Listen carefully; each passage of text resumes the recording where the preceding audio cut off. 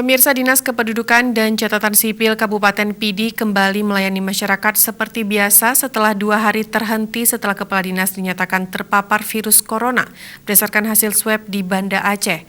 Diketahui Kadis Dukcapil Effendi Usman meninggal dunia pada Jumat 7 Agustus 2020 di Rumah Sakit Umum Tengku Cik di Tiro, kemudian dinyatakan positif terinfeksi COVID-19.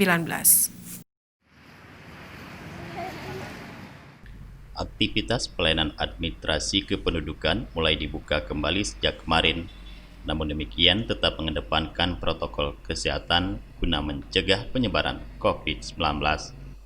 PLT Kepala Disdukcapil Pidi Teguh Adrian Harmen mengatakan, kini masyarakat sudah bisa kembali mengurus keperluan administrasi di kantor Disdukcapil seperti biasa, namun harus mengikuti protap kesehatan seperti menggunakan masker dan mencuci tangan.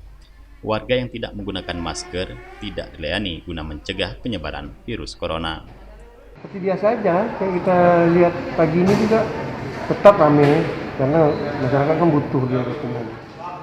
Untuk hari ini yang hadir ya lebih dari setengah juga lah, karena memang kita itu mencoba untuk jaga jarak juga dari masyarakat, juga kita kepada masyarakat kita batasi. Mereka nggak bisa masuk ke dalam, tapi dalam pelayanan tadi mereka lebih tertib lagi. Kita taruh kursi-kursi tadi di luar, mereka menunggu nomor antriannya. Tim Gugus Percepatan Penanganan COVID-19 Kabupaten Pidi juga telah melakukan penyemprotan cairan disinfektan di kantor Disdukcapil. Begitu juga rapid test terhadap pegawai dinas tempat. Dari Pidi, Tim Liputan Aceh TV melaporkan.